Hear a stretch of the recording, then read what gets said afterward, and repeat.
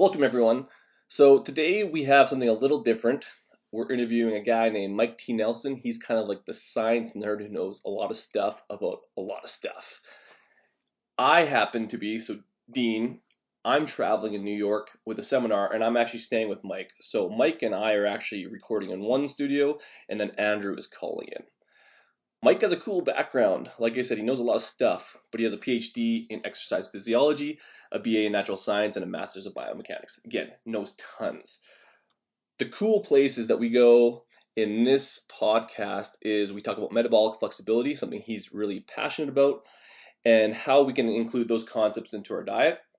We also jump into HRV. There's kind of a lot of buzz going about tracking stress and some of the indicators that you can use to kind of help your training and nutrition.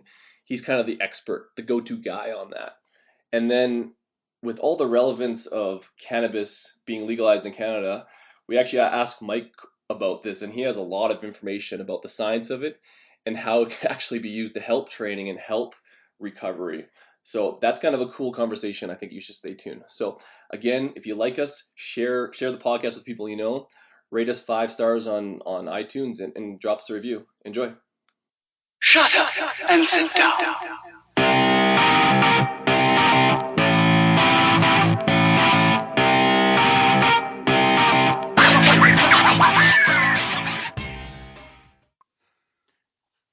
Hi, everyone. Welcome, of course, to the podcast. I'm here with Dean Guido. Actually, I'm not here with Guido at all. Guido's down, and you're in New York, aren't you? Yeah, right? we're actually, Mike and I are interviewing you. Oh, that's what's happening. You've been replaced.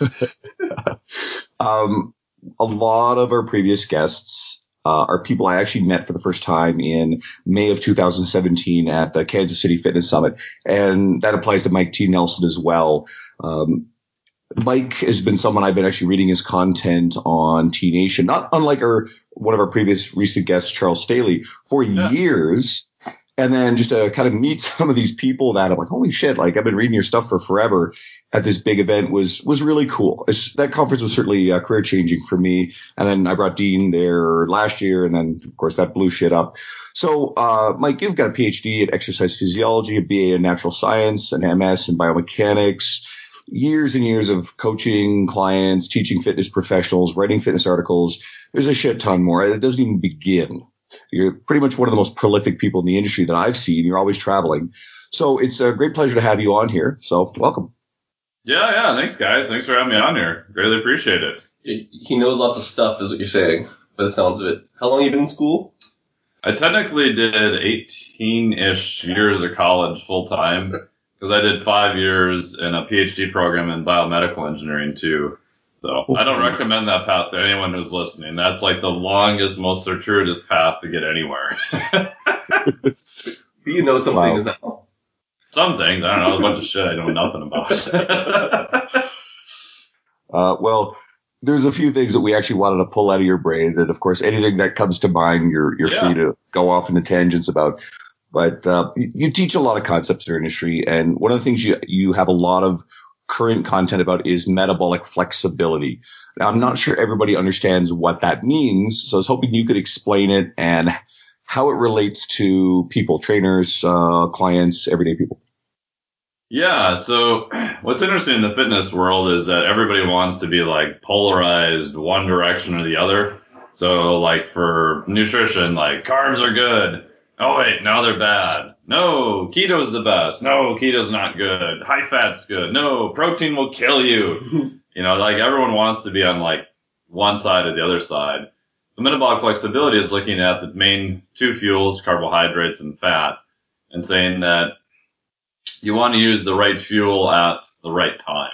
So if you're going to do weight training, you're going to lift some heavy ass weights, old school Bill Starr, 5x5 on deadlifts, whatever. Being able to use carbohydrates is going to be super effective. Anyone who's done like carb depletion and tried to lift, just not a lot of fun. Performance goes down. On the flip side, hanging out all the time, you don't need carbohydrates to run resting metabolic rate and low intensity work. Fat's probably a better source of energy for that. So again, it's metabolic flexibility is using the right fuel at the right time. Carbohydrates for higher intensity exercise, fat for lower intensity work and resting metabolic rate? And then how well can you switch back and forth between those two? In a perfect world, you'd be able to switch back and forth relatively fast. And that would be the definition of metabolic flexibility. Is there an ability to a certain extent to, as an individual, to make yourself better at the utilization of one or the other under certain situations? Can you train yourself to use them better? Yeah, that's what's interesting. So when I first got into this almost 12 years ago, I got into it because I dropped out of the PhD program in biomedical engineering. I had only 2 classes left to finish the classwork portion. I had a hell of a time finding any research, so I hadn't started research. Then all my free time going to exercise physiology conferences. Like one of the first ones I went to was Charles Daly had one in Arizona years ago. And I remember going down there and I'm sitting in the back. I was like super early and I'm like people sitting next to me and I'm like, hey, did you see that one study about such and such? They're like, no. I'm like, I'm sure you saw the other study about such and such a thing. They're like, no. I'm like, what do you guys do? They're like, oh, we're personal trainers. I'm like, oh, cool. I'm like, don't you read research? They're like, no, that's why we're here. I'm like, oh, they're like, what the hell are you doing here? So I used to go to conferences and just annoy trainers.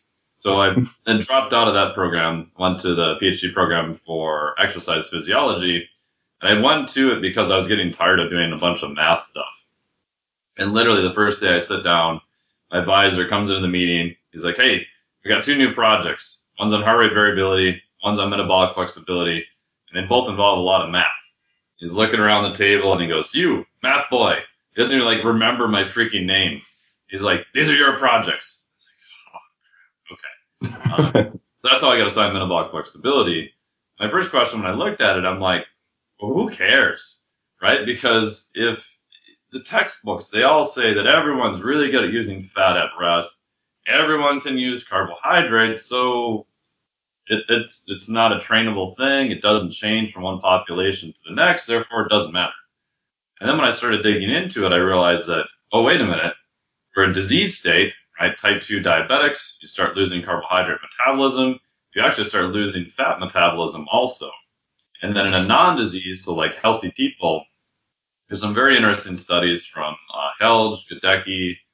I ended up running one where they just took people, active people, kind of off the street, recreational athletes, brought them in the lab, fasted, hooked them up to a metabolic cart, either at rest or pretty low intensity exercise. Like we did it at 30% of VO2 max. I think it was actually 30% of VT, inventory threshold, but it doesn't matter. Low intensity exercise. How well they used fat was dramatically different, like 20 to 93% different, which doesn't match any of the textbooks. The textbooks would say everyone's super good at using fat at low intensity exercise. If you look at the variability from one person to the next, it's actually quite high. So then the next question is, well, how would you specifically train that? For performance stuff, you can still use carbohydrates, so it doesn't matter a whole lot.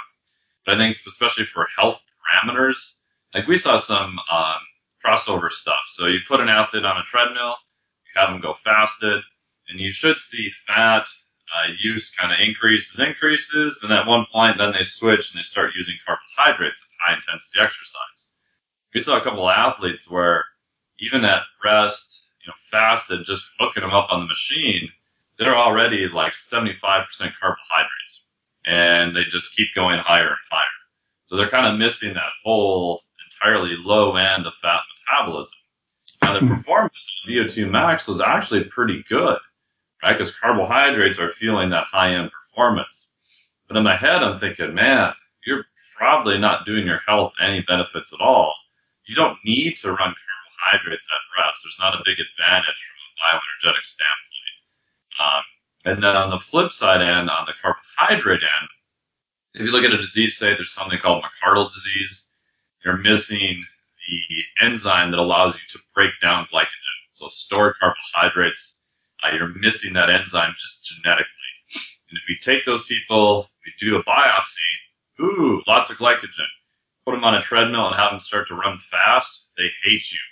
Their performance just tanks. They get muscle pain. They have massive amounts of muscle breakdown because they can't use carbohydrates to fuel that exercise at all, other than a little bit of blood glucose. And so that's an extreme state and a pathology that we don't normally see.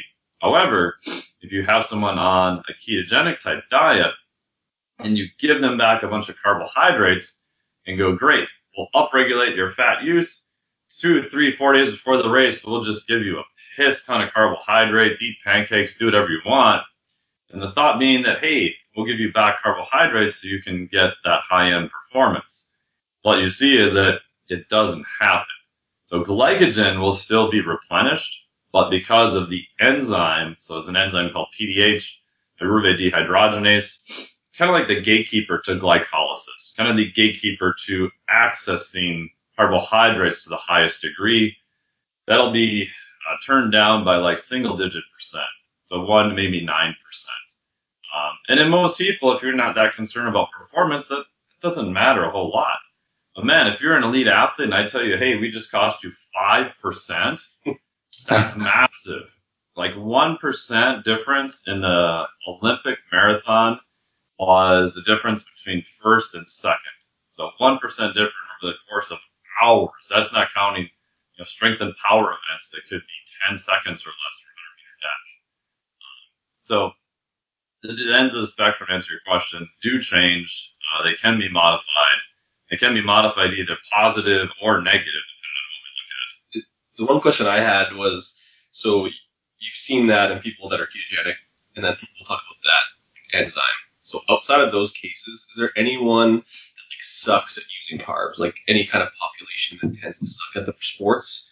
Because that kind of seems like most people wouldn't suck at that. Yeah, most people are probably okay on that end of the spectrum, but where you can see it break down is if they do something that severely restricts carbohydrates, possibly undereating, things like that, super high stress, and then a lot of people have weird glucose metabolism stuff.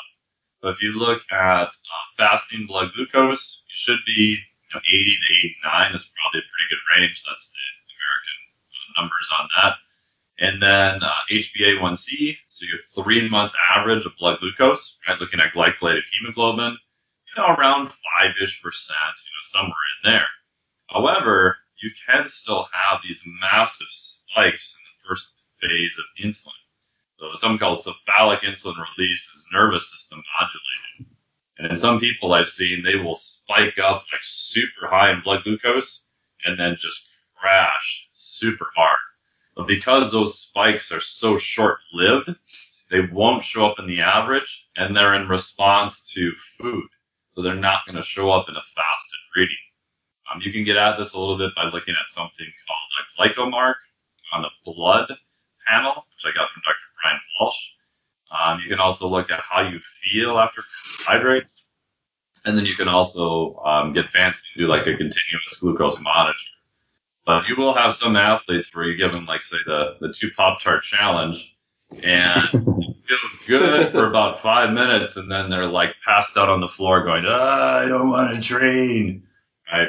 They probably have some wonky glucose metabolism going on. We had Pop-Tarts last night, by the way. I got to try them. They're like split Pop-Tarts. We went to the store, Andrew. So Yep. Andrew's at home, and we're traveling, so we bought, like, just 2 things that are really bad food. So Pop-Tarts and Frosted Flake Lucky Charms. Oh, yeah. Good. Yeah, so it's like Lucky Charms mixed with Frosted Flakes. So we didn't fall asleep after that, so we're good. But the Pop-Tarts have split Pop-Tarts, so it's half one flavor and then half another. We have to do the test today, obviously, after or prior to workout or after. So we'll put it to the test. As long as it's not like half chocolate and half berry, because that would sound disgusting. But no, it was like cheesecake and strawberry, I think. Wasn't it? Yeah. okay. I think that's tolerable. Yeah. So we like to make fun of Pop-Tarts, I guess, but I think I can handle it. Just to kind of go back to some of the other stuff that you're known for lately is the HRV stuff. Yeah. So much like you talked about it, like you studied metabolic flexibility and then HRV. So you kind of have been the go-to guy for a lot of people for that stuff. And I would say I would say it's sort of new, even though it's not. Like it's becoming popular now. Yeah, it's So more popular now. yeah, so like how can I guess the questions I get is how can you use it and like how can trainers use it with their clients or can clients use it to kind of regulate their training? Because most people don't know what it is, and then on top of that, they don't even know how it works. Real quick, guys, when you keep hearing Deans mention HRV a lot in the podcast, heart rate variability, because a lot of people are picking up on that. So go ahead, Mike. Yeah, so how I ended up doing that, so people are like, well, wait a minute.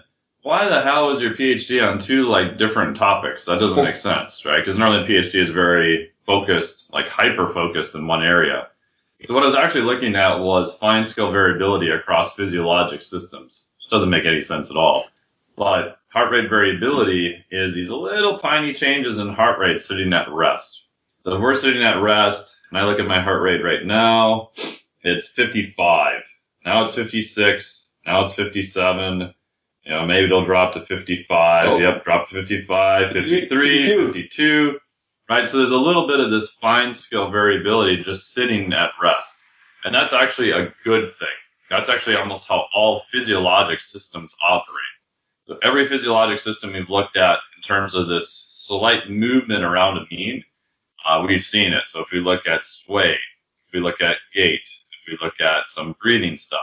So I was looking at fuel utilization during steady state exercise. How much are we oscillating a little tiny bit towards fat metabolism, a little tiny bit towards carbohydrate metabolism, which most textbooks would say that doesn't happen. You're just locked into one field because it's steady state exercise. Probably not true.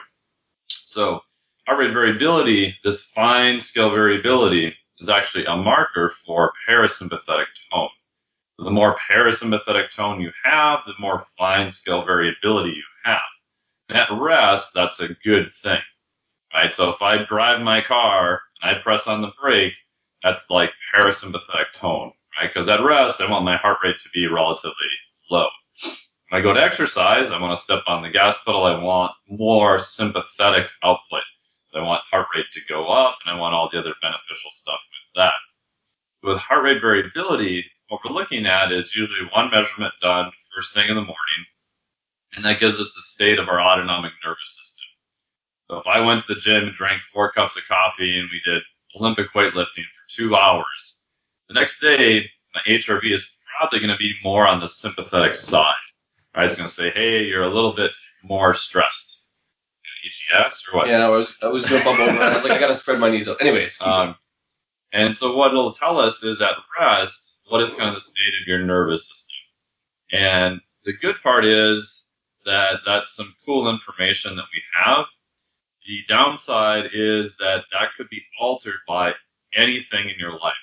I've seen athletes come in where they had yesterday, they just got, pounded in training, and they were pretty good. Of course, they also slept 10 hours a night. They're in a caloric surplus. Their life's not very stressful. They're all right. I've seen other athletes do a very light training load, got an argument with their wife in the morning before they left. The next day, their HRV is just horrible. So any stressor will show up in your HRV. On one hand, that's good, right? Because that tells us that HRV is an accurate indicator of the status of our autonomic nervous system. The downside is it will drive trainers and coaches absolutely batshit crazy. Because if they don't know the context of what's going on, they have no other markers for lifestyle factors, they won't be able to figure anything out. So like one of the apps I use is from iFleet. They'll take in the morning resting heart rate, it'll run HRV in 60 seconds, and then the athletes have to move these little slider scores on how they feel they are. Energy, nutrition, sleep. So they have those self-report indicators. So a lot of stuff I do is online. They'll send me an aggregate score, let's say over a week, or if something's going on each day. The first thing I'll look is, okay, what's resting heart rate? What's HRV? Ooh, wow, HRV tanked Monday, Thursday, Friday. The second thing I'm going to look at is what did they self-report on those days? If they self-reported that their sleep was in the crapper for those 3 days, I'm going to think, okay, maybe it's sleep. If all of those look good and there's not really much of a change, then I'm going to look at their training and see, oh, wow, yeah, we beat you down pretty hard Monday and Tuesday, so maybe from training. The hard part with trainers and coaches is that we all, myself included, want to think it's all about the training. It must have been their training. And then the second part is that for strength and power athletes, prediction of acute performance based on HRV is actually quite poor. Endurance training, it's not too bad, but acute training on HRV from just the daily score, it's not super good. And I think that's what athletes are looking at. They're like, because I get crazy emails from people that are like, hey, my HRV was red. It was horrible. I said this and went to the gym. I said PRs. You don't know dick about HRV. I don't know how many times I've gotten that email. I don't even know if, that's the weird thing. I think that based on the description of it, everyone kind of takes their own conclusions and then say that should correlate with strength. I think even Jay Ashman yesterday, anyways, he was on your post saying that's not a good indicator of strength. No one said it was. And I think that's the misconception, is that your stressor and how you are for training is going to correlate with numbers, and HRV never. And I would say on the opposite end, when my HRV is not as good, I've had good training days because I said, screw it, let's lift. And I've kind of realized that it's more just an indicator of your overall stress levels. Use that. Yes. But, if it's a 3 and you want to go train and lift a PR, you could do that, but you're probably going to get sick. I tell people, the biggest thing I found is that think of HRV as the cost of everything in your life on your autonomic nervous system. Your sleep, your relationships, your nutrition, your training, all those things. Now, if you're so, dialed to the nuts in that training's the only biggest stressor in your life, HRV is probably going to be relatively reflective of training. If you're like most people and your lifestyle changes a lot day to day, probably more indicative of lifestyle. And even if I've worked with a couple high level power lifters who qualified for Raw Nationals. We took his taper. We did all this training by HRV, and we took his taper, which initially was 7 days. And we initially said, okay, it's going to be 14 days because I don't know on the first round how long it's going to take you to recover from all that accumulated fatigue. What I want to see is 2 weeks out, his HRV is probably pretty crappy, right? We pushed him so hard. He's got good control over his lifestyle stressors that his HRV is starting to tank. It's starting to become sympathetic, right? That's how I know we've probably added enough training volume to get super compensation. So I'm going to start the taper early. I'm going to see HRV start to come back up. If it's up too high too soon, that's easy to fix, right? We'll add a couple of training days. We'll do a simulation, whatever. If it doesn't recover within 7 days, I haven't found anything that you can really almost force that recovery. And then literally a day or two before the meet, I actually want them to be a little bit sympathetic, like red or even amber. Why? Because on that day, if you have a higher level of more sympathetic output, you're going to be a little bit stronger, right? It's going to enhance a gross motor skill, which would be powerlifting. If you're super high HRV, you're super parasympathetic, which I have seen a couple of people that happen to. You'll drink 4 cups of coffee and you're like, I can't get ready for this lift. I want to take a nap in the corner somewhere, even though your HRV would be really good. So again, it goes back to what is the context of it. And you also know that when they do a powerlifting event, it's a lot of stress, but it's 1 day. Who cares if you're red for 3 or 4 days after it? That's not the point. You can take those days off and recover and you're fine, right? So you have the time on the back end to push a little bit harder and be okay. The lowest my HRV has been is after drinking. At a wedding. So alcohol will crush HRV. I look at people's HRV scores now online, and I'm like, how many drinks do you have last night? And they're like, what? I didn't put that in the comments. And what are you spying on me on social media? I didn't even put it on there. I'm like, because your HRV dropped so much and your other indicators were not that far off other than sleep, I'm guessing you probably went out and had a few drinks.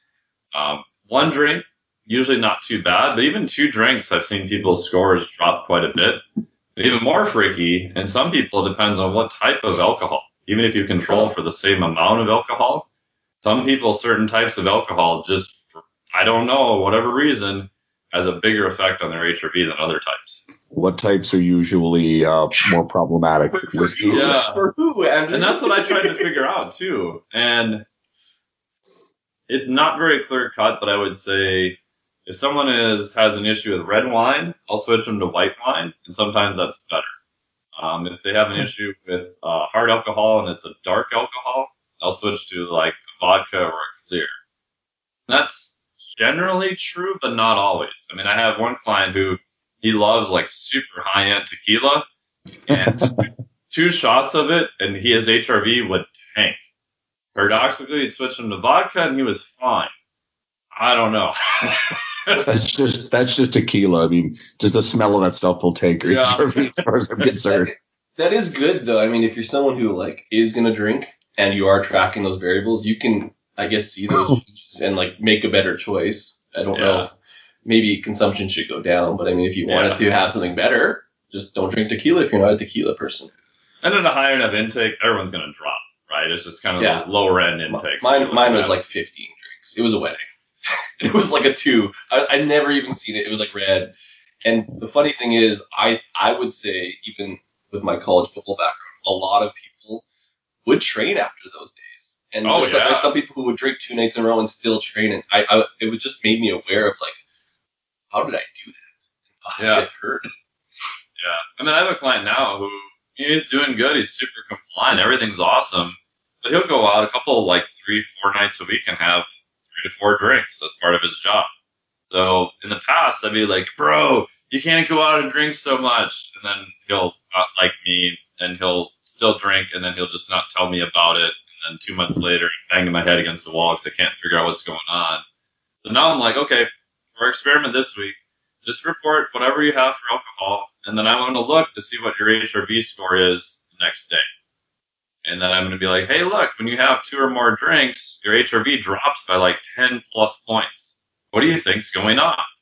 It's like, oh my God, drinking affects my HRV? Like, yeah. So I try to put the onus back on the person to be like, hey, if you want to, reach your goal, here's the cost that it's causing you right now. It's up to you to decide if that's worth it or not. But at some point, you can't have both. Like, I want to hit all my goals 100%. I want to drink, 3 to 4 drinks 4 nights a week with a crappy HRV score. And you can only ride that train so long.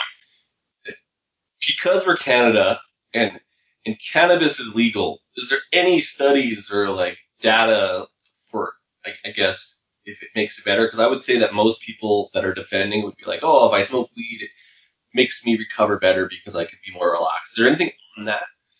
Not much. And that's the same question I wondered for quite a while. So I just did a kind of little mini literature review on it. Because you have people on both sides. Like, I know people that are like, oh, it's the best thing I ever did in my life. And other people are like, oh, it's the most horrible thing. Don't ever touch it. It's horrible, right? Because everyone's like super polarized on one and the other. Yeah. In terms of the actual research study, there's not too much. There's a pretty good review in JSCR last year. There's some anecdotal stuff and there's some okay stuff showing that acute ingestion, inhalation, or actually via IV of THC did expand airways. But if you look at a study that was done on aerobic performance, wasn't better. There was a mouse study that looked at muscle effects and showed mitochondrial effects dropped by like around 10 to 12%. But again, it's a mouse study. It's a mechanistic thing. If you look at like strength performance, there was a pretty good study that was done on it. Granted, they had to use people who were self-report, and they did run a blood analysis for THC and some other metabolites. In that group, only 7 out of 10 of those people actually been tested positive for metabolites, even though the 10 people reported that they had used it 1 to 2 times a week. But again, not standardized for, was it an edible, was it an inhalation, what type, all that stuff. But in general, that study didn't show much of a difference on performance. Anthropometric data wasn't that different. So the data we have now, which is really, really sparse, is probably not a huge pro, probably not a huge con. The caveat with all that is, like, dose will make a huge difference, and modality of training will probably make a huge difference. I mean, I know some people that will do it before cardiovascular training and think that it's great. And less people that will do it before weight training and think that it's great. I know some people who are the opposite, who are like, just, it doesn't seem to help them at all. So Yeah, I don't know. We don't have too many studies on it. Hopefully, as it becomes more legal, we'll have more. The only caveat with all that is there's some pretty good data, especially in animals, on TBI with mixed cannabinoids, possibly CBD, even small amounts of THC. So if you're in a sport where you get whacked on the head, prophylactically, even mixed cannabinoids, which are non-psychoactive, like which do not include THC or a very, very low dose of THC, appear to have some pretty good neuroprotection effects, neuroinflammation. There's an animal study showing that they may protect the blood-brain barrier. So if you take a massive whack to the head, what happens is your brain goes through a massive energy crisis. The glucose regulation gets disrupted immediately. And then also what can happen is your blood-brain barrier, because of the damage, can actually open up. So now you've got all these things infiltrating the brain from all over the body that are not used to being there, and you exacerbate that whole inflammation response. Again, the animal study showed that maybe mixed cannabinoids could help with keeping that blood-brain barrier intact as a prophylactic. And it's not public data yet, but maybe the NFL will be looking at some of this stuff in the not too distant future, because mixed cannabinoids and CBD are legal in the U.S. as long as the THC content is less than 0.3%. It's regulated as hemp by the Department of Agriculture. So even in the U.S., where THC is regulated on a kind of state-by-state basis, it's still federally illegal. Mixed cannabinoids are still legal in most states. Which is kind of cool data. Like I think we were talking about it, and even like the effects of like your testosterone dropping after getting spanked in the head. Not that it could be mitigated, but it could be helped just by having that. But would it be? Could be. One of the things is in that, were they on CBD before and kind of during, or is it something you could take acutely after the acute injury? Like, is there an effect either of those, I guess, dosage situations? Probably both. The blood-brain barrier study, if I remember, was prophylactically given to them ahead of time before they got whacked in the head. There is some stuff that afterwards is probably still good. My gut feeling is that probably prophylactically and just continuing to use it is probably going to be best. Again, we have some studies on creatine on that, animal models. Human use 10 to 20 grams of creatine may help with that too. But again, not a lot of data, but there's some pretty good mechanistic data on that. Again, the hard part is there's tons of different cannabinoids. We don't know the exact dose. My gut feeling is that a mixed cannabinoid in terms of a hemp oil is probably going to be better than CBD only. But CBD by itself is just kind of sexy now, and there's some good data behind that too. I also asked them if I think how they studied the mice getting TBIs, and the answer was pretty simple. They had two groups of mice, and they gave the one group of mice high dose creatine, the other group they didn't. They literally had a calculated, calibrated device that thwacked them on the heads. It's not funny. And then they had them do some tests, and then they sacrificed the mice and fed their brain. Obviously, not going to do that in humans. No IRB is going to. Well, that's where I wonder how studies are going to go. I was actually interested because I think a lot of people would be like, how do they even do that? But like in humans, like that's hard. You basically have to study people who get whacked in the head, which would be football or hockey. And then you'd have to do self-selection of people who did use creatine and who self-selected to not use it. You got to calibrate for the dose. And the hard part with all those studies too, because people are like, hey, wow, there's no randomized human-controlled trial showing that creatine reduces the risk for TBI. I'm like, there probably never will be. Because if we come up with enough data, mechanistic data in animals to suggest that creatine is potentially very helpful with TBI, it now actually becomes unethical to run a trial to not give it to one group. Yeah, because you'd basically be simulating a concussion, and then they would technically have a chance of getting better at the other one. They'd be like, I want to be in that group. Right. The only thing you do to get around that is if you come up with a test in a very short order to differentiate a difference. You could say, okay, we've got a 7-day intervention, and then as soon as that study is done, we'll give a full dose of creatine to that group. But because probably is helping prophylactically, you still wouldn't be able to give it to them prophylactically. So it's to be kind of hard to actually study on that. Is there anything else, as far as cannabis, CBD oil, that sort of stuff, that there seems to be some promise when it comes to any fitness-related outcomes? Possibly recovery in quotes, because we don't really know what even recovery is. So I view recovery as your ability to go back into the gym and do kind of the same thing again in a shorter time course. I have seen some anecdotal data from some pretty high-level strength coaches and even on myself. Mixed cannabinoids standardized for CBD or CBD by itself may help kind of a quote-unquote CNS recovery, and that was determined by DC potential via omega wave, and I've done that a couple times too. That's pretty anecdotal at this point, but there's some mechanistic data to possibly support that. Anecdotal stuff for anxiety, things of that nature, ability to concentrate. Even that data is just, it's like all over the map. And what we'll probably find, like most things, is, yeah, here's a bell curve where some people are going to respond. There's some people who are not going to respond. There's some people who are probably going to be hyper responders too. And, the downside with anecdotal data is it's an N of 1, so there's always potentially a placebo. So if you look as CBD becomes more and more popular, more and more people are espousing the benefits of it, you could argue that the placebo effect of it actually gets bigger.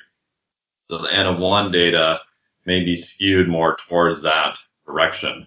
And placebo effect can actually vary by country, can vary by state, can vary by region. Pharmaceutical companies have used this, and they try to run studies sometimes in areas where the placebo effect is less, because drugs will be more easily approved because they have to show efficacy against a placebo. Drugs that are approved in the 70s because placebo has actually gone up over time, if you ran that exact same study now, would probably not even get approved. So it gets to be tricky to figure out. That is interesting. I think there's obviously going to be a lot more that we want to see on research, and there's so many people out there talking about cannabis. You see a lot of crazy stuff on social media. There's the extreme end of it where like, oh, cannabis cures cancer. Like, okay, guys, it's nowhere near that. Like, they're suppressing a cure. Like, holy shit, that's paranoid conspiracy theory stuff. But at the same time, there may be some practical implications if it's researched that helps treatment with any number of medical issues. And even if it's just alleviating pain and making people feel better, who knows? So it would be a really good idea if they continue to expand the research, especially in the medical realm. If it's going to help people, that's wonderful. And again, like Dean mentioned, Canada just decriminalized marijuana, which is going to be an interesting sort of thing as it goes on. I know the U.S., for the most part, still tends to be very, very negative about this, but I know there are some states where it's also been decriminalized. Hopefully, at least in Canada, that will open the doors to more research and see if there's actually anything to this. Dispel the myths and the crazies who are claiming that it's the greatest thing in the universe and it fixes every problem known to man, but isolates actually what Canada it really could is. find the cure, man. You never know. Now that we could be leading the world in it. Yeah, and that's the bugger in the U.S. because it's federally illegal. So most of the studies I've read are done outside the U.S., right? Because NIH is the main group that's going to pay for a lot of big trials, big research. It's kind of the amount of paperwork you'd have to go through to get an NIH-sponsored trial looking at marijuana or cannabis is a nightmare because it's technically a Scheduled I drug, which by definition means that there is no medical use for it, which is crap. But the paperwork is the same as if you were to study heroin, right? Because it's still the same category. The amount of work you have to do to get through to even try to study it, much less the funding, makes it really, really hard. And up until recently, you had to get your cannabis. If you got all through that and got all that approved, there was one place in like Mississippi that supposedly grew this horrible looking sick cannabis stuff because it was federally illegal. They had no other source for it. The rumor is now they changed that to allow people to use private sector stuff that can be tested, which makes way more sense. But yeah, we're just super far behind even trying to figure out what's going on, at least in the U.S. Okay. Something else that I mentioned this when we first got on here is you're hyper prolific when it comes to article writing, content creation. I subscribe to your email list, and the emails are coming in what definitely feel like daily. If not, there's Pretty a few much. a week. So, and I've always really admired professionals who I found were prolific content creators. I look at guys like Luca Hocevar, someone who that's part of his brand. He pumps out tons of shit. Dean Somerset, we've actually had him on the podcast talking about, how he's productive because this guy's creating info products and he writes a lot of articles. He's got his podcast. He's fairly sporadic with those, but he's traveling, presenting in places. So how the fucking hell do you actually create so much content? What are the habits? What are the foundational behaviors that allow you to do that stuff where a lot of people obviously don't do it as well? Yeah, I think the biggest thing is I try to write for the newsletter mostly daily. My goal is to get 5 out of 7 days per week. And my secondary goal is to make sure it's actually good content, not to feel like I have to put something out every day. Because, sometimes you get a whole bunch of stuff. Sometimes you don't have much. I'm not going to send stuff out just to say that I sent it out every day. The other part is a couple tactics is I use Evernote. So I'll take anything like studies I want to read. They go into Evernote. I'll pull the full PDF. Some stuff that I have ideas for the newsletter, I'll throw that into a separate folder that says newsletter ideas. Usually for the newsletter articles, I'll sit down, usually Sunday, try to plan out a little bit of what I'm going to write just for titles and rough ideas and sketches. And then when I'm at home, I work at a co-working place Monday, Wednesday, Friday. So I pack all my food and everything and I head down there. It's only 8 miles from my house, but it's a dedicated place where I try to leave my computer off until noon or 1. So I try not to go online at all. And then my goal is just I'll have a block for 3 hours, usually each one of those days, just for writing. At a minimum, I try to write every day for about at least a half hour. Some days are longer, some days are less. Depends on what I'm working on.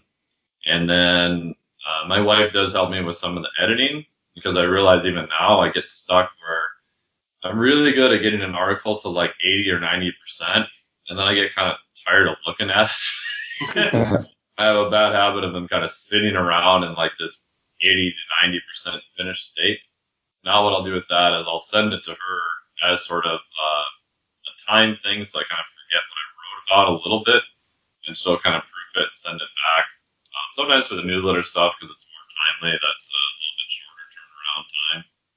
And I think the biggest part is just having it become part of your habit, and then also having it, I find I like doing it before I allow another inputs in. So I try to be very cognizant of how many inputs I allow in and how many outputs I'm doing. So an input in could be input in could be research. It could be watching a video, could be doing something else. Yeah, maybe scrolling through Facebook a little bit, but I find sometimes that can be more distracting than anything else. And then an output is, writing an article, putting out a product, adding something to the certification, things of that nature. And then in the afternoon, I'll do more client stuff, client replies, things of that nature. Before I travel, I usually have some rough versions of articles sketched out ahead of time. Or I'll write them early in the morning or on the plane. I usually try to find early in the mornings a little bit better. Just kind of making it a priority, especially from a business thing. People are always I want, especially online coaching or training. There's this perception that, it's just so easy. And it's but if you don't put out any content, no one's really going to know who you are. You can go just down the whole industry, right, and list anyone who I'd say is quote unquote more famous now in our little niche of the world. I can't think of a single person in that quote unquote category who hasn't put out a fair amount of content. I can't even come up with a single name, And a lot of times, if you look at them, they've been doing it for years. Eric Cressy's been writing an article almost daily for probably almost 2 decades now. Dean Somerset, you just go down the list of all the people, and I think it just becomes a habit that you do over time. Cressy's legendary for his output. And I think we talked about this when we had Pete Dupuis, his partner at Cressy Sports Performance, on the podcast a while back. And Eric, he's got I think he's got twins. So I think things slowed down a little bit, but they opened a second facility in Jupiter, Florida. He went down there. He's down there during the training season running that. So this guy is quite legendary for his productivity and output. And Pete also talked about how a lot of that leading into when they open up the facility and Eric's brand and being out there in the world. He's another one of those guys I've been reading for years on T Nation, amongst other resources. This is one of the big things that helped launch them. I always like making this point a lot because you'll get people who'll be like, oh, fucking T Nation, they'll be really negative about it. And I always try to remind people this. First of all, a lot of great people that I followed, I actually first discovered them on T Nation. That applies to you. That applies to Charles Staley. I think I've said this out here. I sort of discovered Dean Somerset both simultaneously on T Nation and the fact that the guy worked for the same fucking company that I did in Edmonton for a long time. And now we both are under a different umbrella as private business owners under the Evolve. So, we've been sort of linked together for a while. It's kind of funny. Then, so the T Nation thing is this. There is a lot of bro bullshit on there. There is. And there are a few authors on there. I'm just like, guys, just stop posting. Stop allowing this person to trip. But it's a really good place for fitness professionals and serious enthusiasts to go in and test your bullshit filter. You can go in there. There's going to be a lot of really good content. It's definitely geared towards big lifters. And then you're going to go in there and you're going to read some stuff. You're going to be like, no, this fails the smell test. And I think that's a really good exercise for people to go through because it sharpens your skills, your analytical skills, your critical thinking skills. So I still think it's a really good resource. I don't read it as much anymore as I used to because I tend to go directly to the content of the individuals I follow. And if anyone reads the work of, say, like an Eric Bach is a really good example. Yeah. Eric's writing on T Nation is very different from Eric's other writing. Yeah. He understands, and I'm pretty sure he mentioned this when we interviewed him, that I think it was him that said this, that you write to the audience. So if you're writing for different publications and websites, it's going to change. And I know that your writing for that particular site is geared towards that audience. It's very different from some of the stuff that you're creating for, say, your own more direct following. Yeah, and funny story, I don't know if everyone knows this, but how I actually got published on T Nation. I grew up in the early 2000s, reading all the stuff, reading, Dr. Lonnie Lowry's stuff, John Berardi, Cressy, Mike Robertson, Chad Waterbury, go down the list. And I remember when they would come out, I'd print them out when I was doing my med tech job, and I'd go to take my lunch and I'd read all the articles and stuff. I'm like, oh, this is so crazy.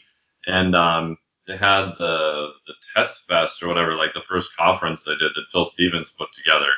So I had busted my ankle at the time. I legally drove my car to go get Wi-Fi access because I didn't have it at home, to create a PayPal address to send the money for it. And I get all the way out there, and the conference was great. I was super nervous. I didn't want to be there. At the time, I was just not being around people was not good. I threw up twice in the bathroom while I was there. But finally, at that night, had a few drinks, and TC was hanging out. I gotta go ask TC this question. It's gonna be a train wreck, but I gotta do it. I went up to him and said, hey TC, I said, love all your stuff for the article. He's like, yeah. And I said, well, I know everyone's gonna ask you this, but I said, I gotta ask anyway. I said, how do I get an article published on T Nation? He looks at me and he goes, what have you done? I said, I just started training a few clients now. And he's like, what's your background? I said, I'm doing mostly engineering stuff, but I've taken a lot of physiology. He's like, how many people have you trained? I just started with a couple people now. He looks at me and he goes, okay, why don't you go away for about 6 years, go do something worthwhile, and then come back and ask me about a fucking article. Wow. And at the time I was like, oh my God, this guy's such a douchebag, whatever. And then I sat and thought about it and I went, oh my God, he's actually right. I'm like, he's actually right. And so when I sent him the article in 2011, I said, hey, TC, you may not really remember this, but here's the advice he told me. Here's what I did in those 6 years. And here's an article that's already done. I've had it edited. Let me know what you think. He looks at it and he goes, oh, Good work. We'll publish it. That's great. Still think you're an asshole. Yeah. Were you that kid puking in the bathroom? Yeah. Okay, Andrew, we're gonna skip the heavy metal stuff because we do gotta go in like 5 minutes. Oh, no. We do like to ask, or I'll let Andrew ask it. Just throw him the book one. It's your question. All right. So, Mike, real quick, are there any books that you found particularly important to you, something you'd want to recommend to everybody else to read that would help them? Just in general or any particular category? I like to say your favorite book that like impacted you the most. Like book. Exactly. If there was one book, it doesn't matter which one. It could be Harry Potter. I mean, like strength training stuff. I mean, even some of Ripeto's stuff, like the programming book he had with Kilgore was really good. Obviously, super training, because I was sad that Mel Siff was an engineer who lived in Minnesota, and I knew guys who knew him and just never met him before he passed away. So getting that book was just like, oh my God, this is like Russian stuff. Whoa. But I would say in non-training stuff, probably anything from Stephen Pressfield, especially like Do the Work, Returning Pro. And they're all read it. Just read it. They're all kind of the same, but I literally have a copy like at home. If I don't feel motivated, I just pick it up and I just turn to any random page, and you read about 2, 3, 4 pages, and you're like, all right, yeah, I can go again. I'm good. I think that's amazing advice, and you're so right. Pressfield's work is actually really short as books go. Yeah. So you could exactly do that. You're right. It's all the same, like a War of Art and Turning Pro are largely the same concept. It's really about just getting into it, getting the work done, understanding all the resistance that stands in our way from actually doing shit. Yeah, I love those books. Yeah, and they're just so practical too, because it's like basically, hey, you need to do your art and you need to do what you think is best for you in the world. And some shit's going to happen and it's going to be hard. And it doesn't matter what level you get to, that process is probably never going to change. Is it going to get a little bit easier? Yeah, but then you're going to still have days it's going to be hard. And that's just part of the process. It's part of life, and just deal with it. Cool. Okay, we'll throw some plugs. What's the best way to consume all things Mike T. Nelson? Probably just go to the website, miketnelson.com. You can go to the top. There's an offer there to get on the newsletter. That offer will probably be changed up pretty soon. I'm actually doing one called Should I Do a Ketogenic Diet? And I created a little flow chart, and I animated the flow chart because I thought, well, what's like the question I get like most often? I tried to make it entertaining, right? So it's like, go through the chart. It says, do you do CrossFit? Yes. Don't do keto. Go eat 2 sweet potatoes. Do you do strongman? Yes. Shut up. Go eat 2 Pop-Tarts. So yeah. MikeTNelson.com. Yeah, and the newsletter is great. Like, I would say that there's a lot of people who like don't do their newsletter very often. I would say most of your content's on it, like most of it. Yeah. All the good stuff tends to be through the newsletter, so that's kind of cool. Cool. Yeah, we'll talk about this. We'll end up creating a cool graphic for you, something that ties into the episode. You can splash that around in the newsletter. Guys, you can also find Mike on social media as well. You're on Instagram, I'm pretty sure, right? Yeah. Yeah, I just started using Instagram again. For quite a while, it was just dark coffee, death metal, and pictures of steak. But there's actually probably other stuff on there now, in addition to all those still. And they can follow you on Facebook and what have you. But the newsletter is the best way to get a lot of Mike. Cool. Yeah, that's where I put most of the content through. Cool.